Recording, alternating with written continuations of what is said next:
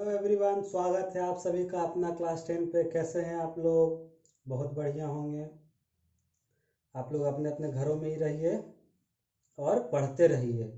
किस चीज़ पे? अपना क्लास 10 पे बेहतरीन तरीके से पढ़ाया जा रहा है। आप लोग पढ़िए और अपने दोस्तों को ही बताइए कि यहाँ पे पढ़ाया जा रहा है। अगर आपको अच्छा लग रहा है तो हम लोग अब चलिए अपने कार्य की ओर चलते हैं। हम लोग क्या कर रहे थे? क्वेश्चन आंसर कर रहे थे। कौन से एक्सरसाइज का? 1.2 का। तो 1.2 में क्वेश्चन नंबर आपको 2 तक बता दिया गया था। उसमें आप लोग बताएं ना जी। आगे वाला बन गया होगा सबसे। नहीं बना हो तो आप लोग कोई जवाब नहीं दे रहे हैं। जवाब दीजिए कि हमसे बना कि नहीं बना। अगर नहीं बना तो आप हमको बताइए, हम उसको बताएंगे। ठीक है, जो क्वेश्चन में आपको दिक्कत लगे वो क्वेश्चन में भी आप मैसेज कर दीजिए कि सर हमको दिक्कत लग रहा है, उसका फिर से हम रिपीट करेंगे। ठीक है, तो चलिए चलते हैं क्वेश्चन नंबर। आज हम लोग को बताना है क्वेश्चन नंबर 3। चलिए चलते हैं क्वेश्चन नंबर 3 पर। तो चलिए शुरू करते हैं। क्वेश्चन नंबर 3 क्या लिखा हुआ? अभाज्य गुणनखंड विधि द्वारा निम्नलिखित पूर्णांकों के एचसीएफ और एलसीएम निकाले। बताने का तो कोई ज़रूरत है नहीं, लेकिन फिर भी चलिए, कुछ ऐसे हमारे दोस्त या बंधु लोग होंगे जिनसे नहीं बन रहा होगा, तो उनके लिए सॉल्यूशन है। ठीक है, क्या करना है? अभाज्य गुणनखंड विधि से, यानी सबसे पहले क्या निकालना है? गुणनखंड निकालना है। किसका? जो दिया हुआ है 12। तो 12 का गुणनखंड लिखिए। 2 गुने 2 4, 4 तिहाई 12। अब इतना छोटा संख्या था, इसको अपने से भी आप लिख सकते हैं। कोई ज़रूरी नहीं है कि आप फैक्टरे दे के निकालिए। अब आप निकाल भी सकते हैं। देखिए निकालिए, एग्ज़ाम में आएगा तब निकालिएगा तो नंबर बढ़िया मिलेगा, क्योंकि मास्टर को लगेगा कि लड़का चोरी करके नहीं बनाया है, अपने से बनाया है। तो 2 छक 12 और 2 तिहाई 6 आ गया। अब इसी तरह गुणनखंड 15 का निकालिए। अब 15 का गुणनखंड निकालिए। तो 2 से कटेगा? नहीं कटेगा। 3 से कटेगा? 3 पचे 15। अब इसके बाद कोई गुणनखंड नहीं है। तो 2 गुने 5। एक चीज देखिए, यहाँ पे एक चीज़ और गलती हो गया। इसको लिखिएगा ना 2 के पावर 2 गुना 3, ये लाइन लिखना जरूरी है। अब 15 का गुणनखंड निकालिए। 3 गुने 5। चलिए अब 21 का गुणनखंड निकालिए। तो 21 के निकालिए। 3 सत्ते 21। इससे अब ये अभाज्य गुणनखंड आ गया, यानी 3 गुने 7। अब क्या निकालना है हमको? एच सी एफ निकालना है। तो एच सी एफ किसका निकालना है? 12, 15 और 21 का। अब बताइए एच सी एफ में क्या पढ़े थे आप लोग? आप लोग पढ़े थे कि उभयनिष्ठ होना चाहिए और घात में कम होना चाहिए। तो उभयनिष्ठ क्या है? देखिए 2, इसमें उभयनिष्ठ है, इसमें है, यानी कि नहीं है। तीनों में उभयनिष्ठ होना चाहिए। तो 2 तो खाली इसी में है, यानी कि 2 नहीं होगा। अब 3 देखिए यहाँ पे है, इसका गुणन 12 के गुणनखंड में 3 है, 15 के गुणनखंड में 3 है, 21 के गुणनखंड में 3 है, लेकिन तीनों है तो इसका घात सबसे कम वाला लेना है तीनों में से। तो तीनों में से घात कम किसका है? सबका तो बराबर है, तो घात 3 हो गया, यानी कि हो गया आपका एच सी एफ आ गया। चलिए अब एलसीएम निकालते हैं। एलसीएम किसका निकालिएगा जी? 12, 15 और 21 का। अब इसमें एलसीएम में क्या था? एलसीएम में था कि सभी के संबंध में, यानी सभी को लिखना है। लेकिन जो घात, उस संख्या में जो घात सबसे बड़ा होगा उसको लिखना है। जैसे देखिए 2 यहाँ पे है, इसमें नहीं है, तो कोई हम लिखेंगे अब घात बड़ा वाला ही लिखेंगे। 2 की पावर 2 गुना 3, 3 तीनों में है तो 3, घात बड़ा है तो जो बड़ा वाला घात होगा वही लिखेंगे। 3, 5 गुने 7। सब संख्या को लिखेंगे, लेकिन जो घात बड़ा होगा वो लिखेंगे। ठीक है, अब इसको गुना कीजिए। तो 4 गुने, अरे 5 तिहाई 15 गुने 7, 15 चौको 60 गुने 7, 7 छक 42, यानी 420 आ गया। क्या आपका? एलसीएम आ गया 420। समझ में आ गया? कोई दिक्कत? चलिए आप चलते हैं क्वेश्चन नंबर, इसी में क्वेश्चन नंबर 3 का 2 नंबर में। 2 नंबर क्वेश्चन देखिए क्या था, आप लोग लिख लिए होंगे।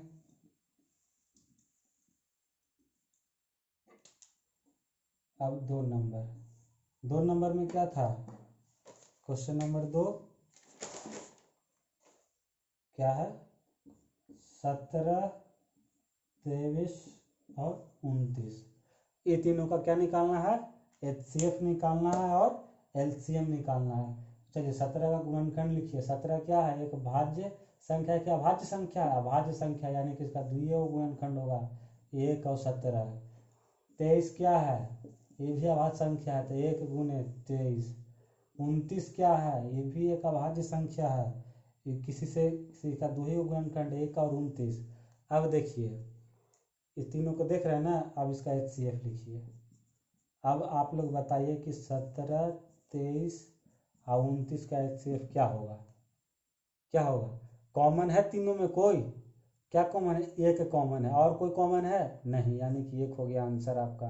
HCF इसका कितना है, 1। अब LCM निकालिए 17, 23, 29 का LCM क्या निकलेगा। LCM में सब संख्या को लिखना है, लेकिन वो संख्या लिखना है जिसका घात बड़ा होगा। 1 लिखाएगा, 1 लिखिए या नहीं लिखिए, 1 को गुना कीजिएगा तो भी कोई दिक्कत नहीं है। तो 1 गुना 17 सब संख्या को गुना कीजिए, 23 और गुना 29, इसको गुना कीजिए, इसको गुना कीजिएगा तो आपका आ जाएगा 1, 1, 3, 3, 9। ये आपका हो गया LCM। देखिए गुना करके बढ़िया से, ठीक है, आप लोग समझ गए होंगे। अब क्वेश्चन नंबर 3 आपको होमवर्क में है, ठीक है। इसका जो तीसरा नंबर क्वेश्चन है, दूसरा के बाद तीसरा नंबर क्या है, 8, 9 और 25। इसका आप लोग बनाइए, खुद से बन जाएगा, ठीक है। और नहीं बनेगा तो आप लोग कमेंट में लिख दीजिए, हम आपको सॉल्यूशन नेक्स्ट क्लास में प्रोवाइड कर देंगे। समझ गए होंगे यहाँ तक आप लोग। चलिए अब बढ़ते हैं आगे क्वेश्चन नंबर 4 के तरफ।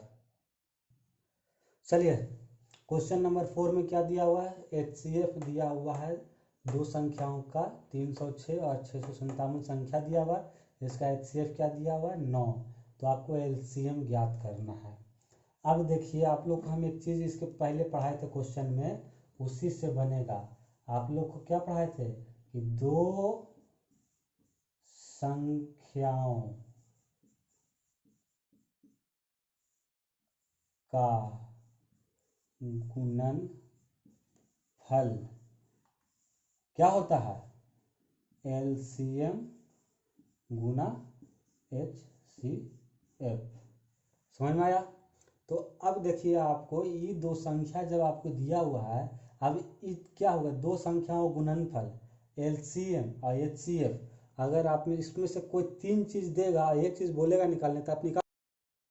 तो चलिए देखिए दो संख्याओं का गुणनफल क्या होता है, HCF और LCM और HCF के बराबर होता है। तो अगर इस चारों चीज़ में से कोई 3 चीज़ दे दिया जाए और एक चीज़ निकालने बोले तो आप निकाल सकते हैं। तो चलिए पहले इस पे बनाते हैं। तो दो संख्या मेरा कौन कौन सा है, 306 और गुना 657, यही ना है। तो दो संख्याओं का गुणनफल हो गया। अब देखिए आप लोग बनाइएगा कैसे एग्जाम में, ठीक है। एग्जाम में बनाने वाला मेथड बताते हैं आप लोग को, ये तो आप लोग समझ गए। अब एग्जाम में हमको लिखना कैसे है और कैसे बनाना है, सबसे पहले शुरुआत कीजिएगा किसी से। देखिए यहाँ पे जो क्वेश्चन में दिया हो उसको पहले लिखिए।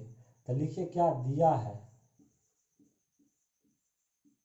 क्या दिया है, HCF ऑफ 306 और 657 इजकल टू 9, ठीक है, ये दिया हुआ है।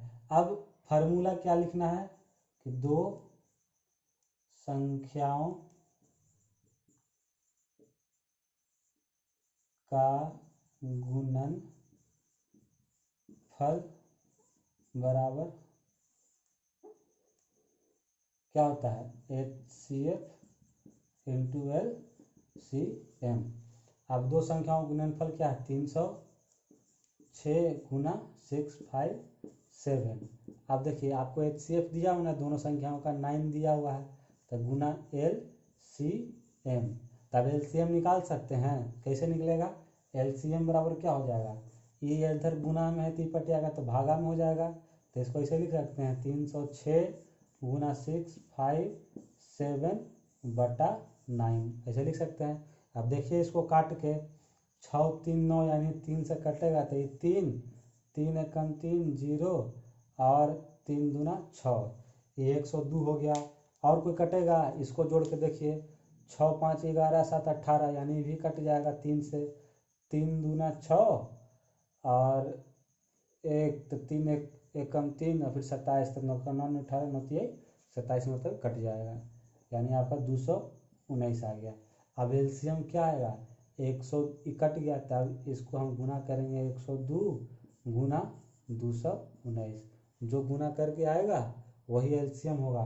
तो देखिए यहाँ पे गुना करके 102 को 219 से, 9 का 9 9 दूनी 18 लिख देंगे ताकि 0 1 हो जाएगा, और 9 एकम 9 एक पर 2 0 1 आए 2 दूनी 4 0 2 8 2 1 3 9 आएगा 10 3 3 5 1 2 आएगा 1 1 2 और 2 कितना आ गया 22 33 8, 22 33 8, 22,338, ये हो गया आपका आंसर। यही आपका क्या हो गया एलसीएम।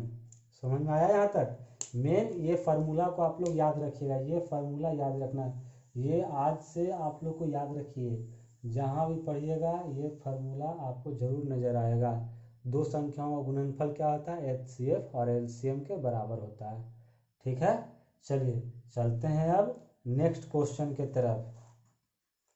तो चलिए शुरू करते हैं। क्वेश्चन नंबर 6, क्वेश्चन नंबर 5 आप लोग को बताएंगे आगे की ओर, वो आगे बताएंगे। पहले क्वेश्चन नंबर 6 देख लीजिए, फिर इसके बाद आगे बढ़ते हैं। तो क्वेश्चन नंबर 6 क्या कह रहा है, व्याख्या कीजिए कि 7 गुना 11 गुना 13 प्लस 13 और 7 गुना 6 गुना 5 गुना 4 गुना 3 गुना 2 गुना 1 प्लस 5 भाज्य संख्याएं क्यों है। मतलब कि आपको व्याख्या करना है कि ये भाज्य संख्या या इसको भाज्य संख्या हम क्यों कहेंगे। तो सबसे पहले आपके दिमाग में क्या आना चाहिए कि भाई भाज्य संख्या कहते किसको हैं। तो भाज्य संख्या किसको कहते हैं, वैसी संख्या जिसका 2 से अधिक गुणनखंड हो, वो क्या कहलाता है, भाज्य संख्या कहलाता है। तो चलिए इसको व्याख्या करके देखते हैं, इसको एक्सप्लेन करते हैं। पहले पहला नंबर वाला देख लेते हैं, 7 गुने 11 गुने 13 प्लस 13, इसको व्याख्या करते हैं। तो इसको पहले लिखिएगा कैसे, ठीक ना। इसको सॉल्यूशन करने पर लिखना है कि भाज्य संख्या होने के लिए तो अब भाज्य संख्या फॉर्मूला देते, इसमें लिखिए, आप लोग लिखिए, ऐसे ही बनाइएगा, भाज्य संख्याएं होने के लिए संख्याओं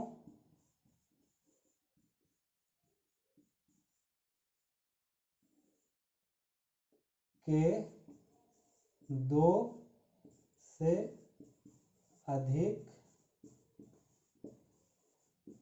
भाजक होने चाहिए।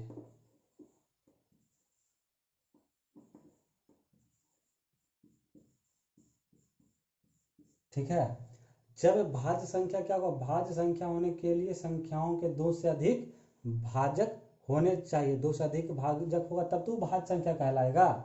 इलिस्टेटमेंट लिखिएगा।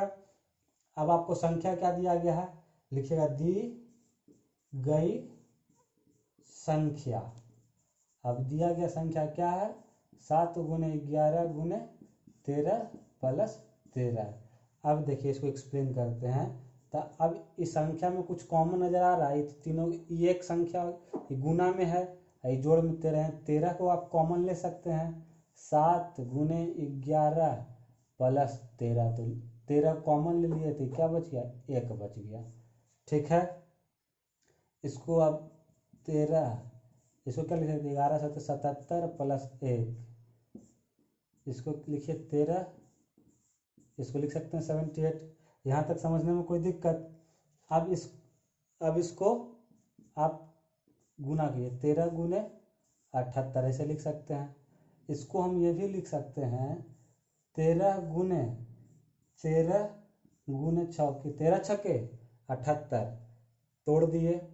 अब जो भी संख्या दिया हुआ वो क्या है, देखिए इसका गुणनखंड के हो गया, 13 भी हो गया, 6 भी हो गया।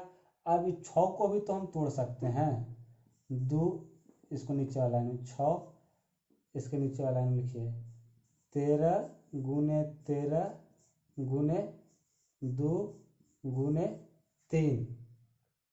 अब क्या पता चलता है, इस प्रकार हमको क्या पता चला है, इस संख्या के 2 से अधिक गुणनखंड है।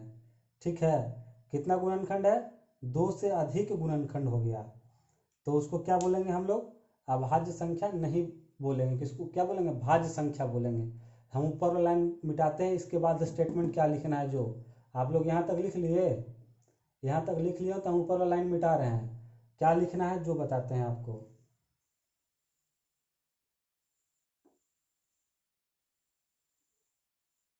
इसके बाद लिखिएगा कि इस प्रकार, इस प्रकार इस संख्या के 2 से अधिक, 2 से अधिक गुणनखंड,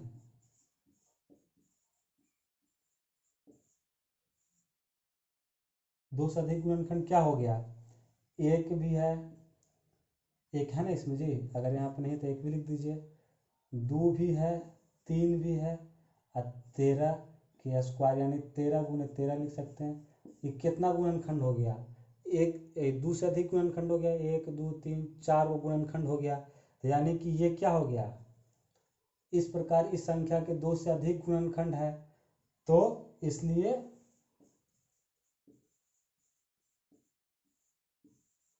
यह एक भाज्य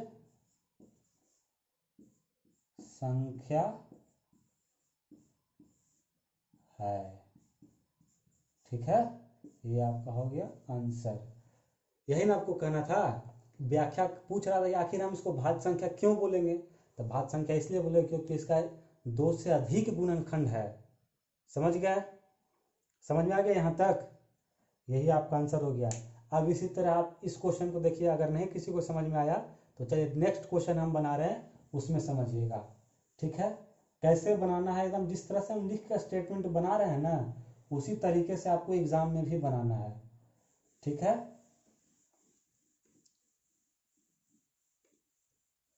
चलिए देखिए इस क्वेश्चन को, दूसरा नंबर को क्या लिखना है, पहले पहले तो आपको सबसे पहले यही लिखना होगा कि भाज्य संख्या होने के लिए क्या होने के लिए होना चाहिए, भाज्य संख्या, ये आंसर बना रहे हैं, भाज्य संख्या होने के लिए संख्याओं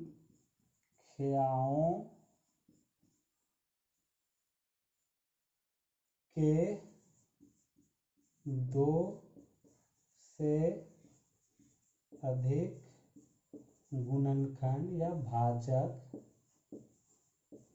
होने चाहिए। अगर 2 से अधिक होगा तब ना भाज्य संख्या कहलाएगा। अब हमको यही आपको प्रूफ करना है, तो क्या लिखेंगे, दी गई संख्या, क्या दिया हुआ है, 7 गुने 6 गुने 5 गुने 4 गुने 3 गुने 2 गुने 1 जोड़ 5। तब क्या करना है इसको सॉल्यूशन करने के लिए, देखिए ये इतना दूर देखिए, ये देखिए यानी जोड़ का चिन्ह है, इसमें से क्या आएगा, 5 कॉमन आ सकता है, तो 5 कॉमन लिखे, 7 गुना 6 गुना 4 गुना 3 गुना 2 गुना 1 अब प्लस 1। अब इसको सॉल्व कीजिए, उसको गुना करके लिखिए, कितना आएगा, 5 गुना कीजिए, 7 छक 42 गुना 4 का 4 4 2 4 3 12 12 दूना 24 प्लस 1। अब इसको गुना कीजिए 5, अब 42 को 24 से गुना कीजिए, 4 दूना 8 है, 4 4 16 2 दूनी 4 4 दूना 8 8 6 4 10 का 1 8 1 9 1 10 यानी कि 1008 प्लस 1 यानी 5 गुना 1009 इसको लिख सकते हैं। अब देखो यहाँ पे क्या पता चला, इसका कितना गुणनखंड हो गया जी, एक गुणनखंड 5 हो गया, एक गुणनखंड 109 हो गया है, वो तो ये भी है, एक भी है, यानी इस जो संख्या था उसका एक से 2 से अधिक गुणनखंड हो गया, समझ गए, 2 से अधिक गुणनखंड हो गया। तो आप लिखिएगा, क्या लिखिएगा, इस प्रकार इस संख्या के 2 से अधिक गुणनखंड,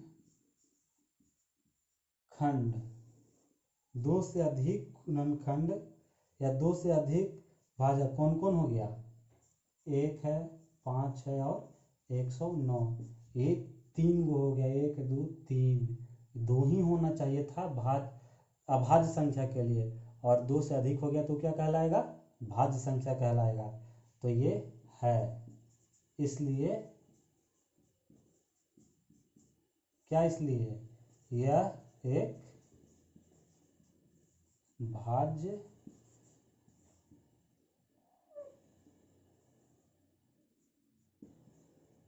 संख्या है। ठीक है, समझ गए होंगे आप लोग। चलिए ठीक है, आज यहीं तक रहने देते हैं, फिर मिलते हैं आपसे नेक्स्ट क्लास में, जो इसके आगे क्वेश्चन बचा हुआ है जो आपको नेक्स्ट क्लास में बताएगा। और जाने से पहले रुकिए 1 मिनट, सुन लीजिए पहले पूरा बात। जाने से पहले क्या करना है, हमको हर बात को दिन रिपीट करना पड़ता है, अपना क्लास 10 चैनल को लाइक करना है, और क्या करना है, शेयर भी करना है, अपने दोस्तों लोग को बताइए, और इस चैनल को सब्सक्राइब भी कीजिए। किस चैनल को, अपना क्लास 10 को लाइक कीजिए, शेयर कीजिए, सब्सक्राइब कीजिए, और जो लोग नए हैं वो घंटी के बटन को दबा लीजिए ताकि उनको नोटिफिकेशन या वीडियो टाइम टू टाइम मिलता रहे।